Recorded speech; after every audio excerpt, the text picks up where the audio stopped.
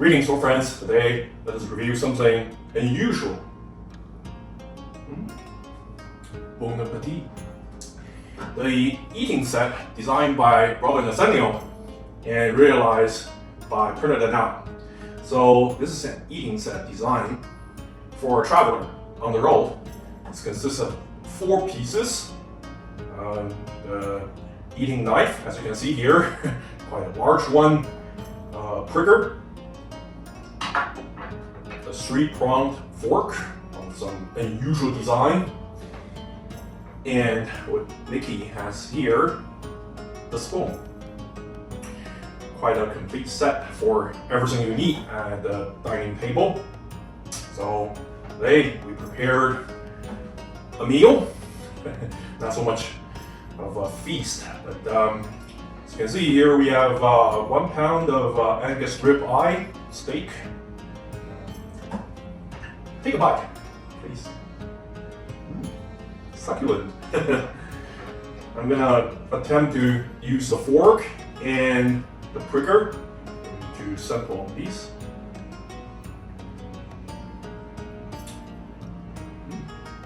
Succulent.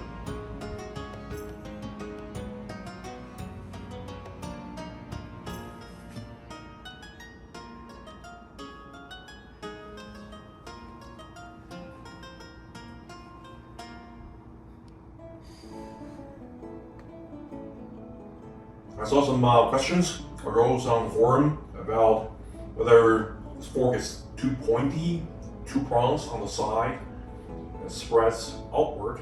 Actually, these are pretty blunt, so there's no danger of pricking yourself in the mouth with these.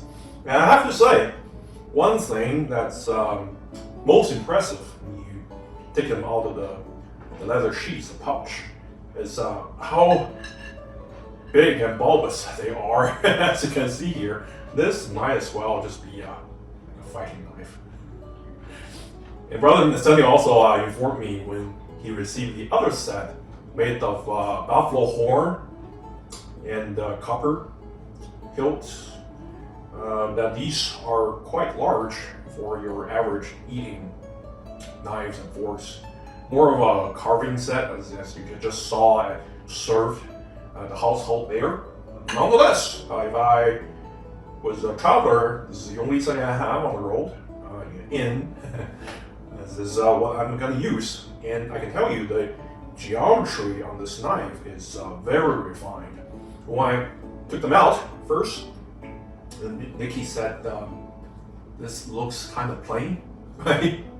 It's just a little less refined as she would envision, but actually it has a lot of subtle geometry. And the first thing is you have to appreciate is how refined this edge geometry is. It's very thin and a full flat ground, almost like a hollow ground on the blade.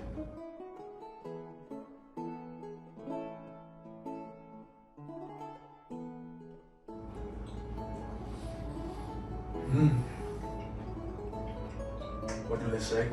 Ignorance is bliss. After 9 years, you know what I realized?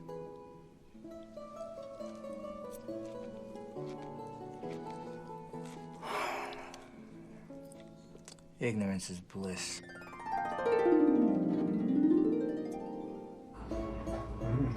Juicy.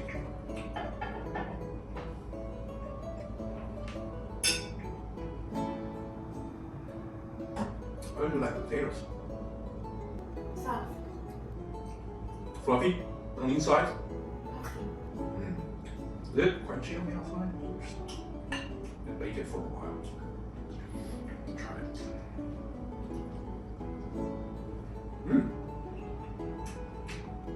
Excellent. And you have to appreciate the risen hilt design of these eating sets. And I have to say that it's very rare on medieval, even high status eating sets, silverware. You have like a dedicated wooden or horn or ivory, what decadence you have on the handle. And I have to say that, yeah, using this to prepare the meal slicing of lime, like a few drops of lime juice. Not so much as marinate the steak, make them too soft, right? Just a few drops of lime and preparing the lime with the knife. It's staining the plate for sure. And after I cut the beef some more, I just like to slice them up. So you have to just cut inside your plate with your ceramic. It's just kind of hard, very harsh on the edge of the plate if you have a refined edge geometry. As you saw there, I have a paring knife made by Shun, which is a good Japanese chef's knife brand. So if you wonder what's the difference between a paring knife and a steak knife, it's mostly that paring knives are with a chef who use to prepare raw vegetable, trim the fat of the meat, etc., just small tasks you do around the kitchen. And steak knives obviously are used to only slice up cooked meat, which is very easy for you to cut up. You don't really need a very sharp edge, although it would just definitely help a lot as the edge glides through the flesh. It's very satisfying. So as you saw, there was no problem cutting up the steak with this knife. It has a very long edge because of how broad the blade is. The bevel has a very deep transition from this actually pretty thick spine to the edge. So near the edge is very thin, very easy to carve up. It's also very refined. It doesn't have any secondary bevel, so there's no resistance at all. It's just a joy carving up the meat. So if you have large roast, definitely doing the carving with this knife is just makes it easier, for sure. Also the handle, it's not even oval. If you look at this, it's actually a teardrop shape, a cross section on the handle. Anyway, you can see how much bigger this knife is comparing to the paring knife, but it's refined. And I weighed this knife. It comes in at 6.5 ounces, which is quite light, just on par with any good chef's knife. My lady.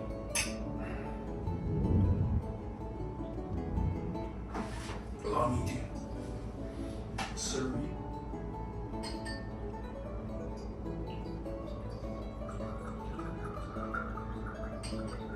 Your Grace. So,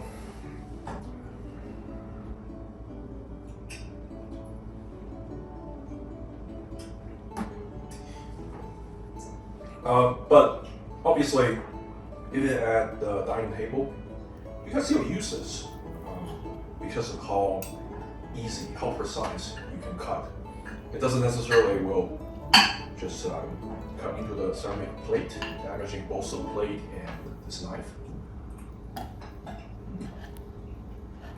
Nice seasoning. Do you know that in medieval times, only nobles could afford lots of different seasonings, but they tend to, in today's standards, they just over-season their food and just want flavors. We like seasoning, right? But I mean, in general, medieval nobility and knights, they don't eat very healthy. They don't necessarily eat a lot like Henry VIII, but if they so choose to, usually it would just sample some food, like sample each food. But like Henry VIII, he liked eating, so he literally gorged himself to death. Nobody was in the position, nobody even dared to tell him. I have to say that given the fork's history, they're relatively rare. Allow me to finish. But you typically only find prickers like this, with one prong, among medieval eating sets. Given how simple the construction is and how utilitarian you can have with just one prong, one pricker. But yeah, I mean, forks existed since the ancient Egyptian time, and They existed in early medieval times among Middle Easterners and spread to, I believe, first Italy since the 12th century. So only mobility could afford them because, just given how much more complex to forge these. But then they spread to the merchant class and eventually to the rest of Europe. And so it's sort of spoons, right? First used by the Egyptians, but then pretty much everybody. So they're a mainstay. They're definitely a mainstay among any eating sets, silverware, and there are many highly decorated ones, highly ornate ones. So this one here, just like the other ones, has a risen handle. It is peened with floral peen made of brass, and here you also have the bolster here from the grip transitioning to this risen stem. And this spoon is rather thick, and it's not very deep. I imagine it is fine if you use this scoop up some mashed potato or anything. Not so much of a soup spoon. So I have to say that using the prick to carve up the meat while securing the meat, it's more stable than I anticipated, because how many more anchor points you can have with more prongs. It's still pretty secure. So you can definitely use a pricker and a knife to carve up something like a meat. But with fork, it just seems a little bit more refined when you eat the food. But these are pretty awesome, with specialized pouch, such as leather sheaths, which is pretty gorgeous. If you look at the pattern on the leather, it looks like snake skin, but actually just it's not. It's probably pig skin or cow skin. These pieces are made of steel, the usual steel used by Purna Darnal, which is equivalent to the American 5160 high carbon spring steel, which is good for swords or large knives, given how tough they are. Tends to return to chew.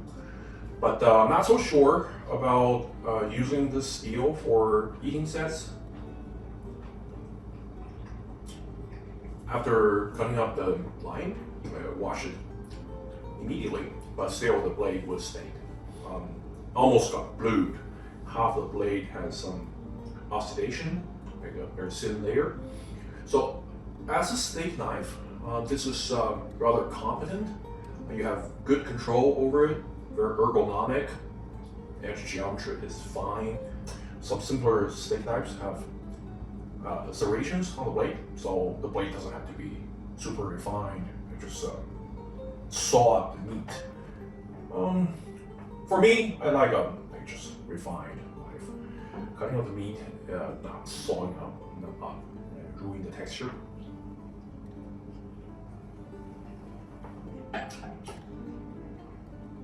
fork is pretty awesome. It's big, it's long, but not overly so. So you can still have good control over it while you eat. It looks like Poseidon's trident, which is awesome, but it's very unusual. So each set run $300 for brother Nathaniel, and he had two sets made. One made of buffalo horn and copper. This one is made of, I believe, rosewood, or boxwood, rosewood, I think. Rosewood and brass. So both look fantastic. I would imagine the wooden set is lighter overall, so I like that. But that's the ballpark for the price, which is slightly high. If you order like medieval eating sets of Todd, it's a little bit more affordable, but they have less pieces. And I'm not so sure the eating knives edge geometry is as refined. If you scope down the flat surface of the blade, it's hand ground, hand polish, very, very fine. There are some scratch marks. I don't know how it happened, but in general, it's just it has a refined feeling. which is appropriate given the complexity of the hilt designs. So overall, a great project, and obviously, Purna Darnal being a custom smith, you can customize the size, design of these sets. So if you're interested, talk to brother Nathaniel, A.K.A. the Levin Lance. I think it wouldn't be difficult at all to have smaller ones made or modify some of the aesthetics. I have to say that Purna Darnal is a highly adaptive smith. He can literally work on any project you can think of, fantasy swords, historical pieces, but he's not omniscient, so he doesn't know about everything. He's not a historian, so if you want to commission from him, you have to think more like a bladesmith rather than a customer. You have to be more of a designer. You have to think of every aspect of your project. Hilt, the blade, everything, distal tapering, target weights, lengths, and just specifics.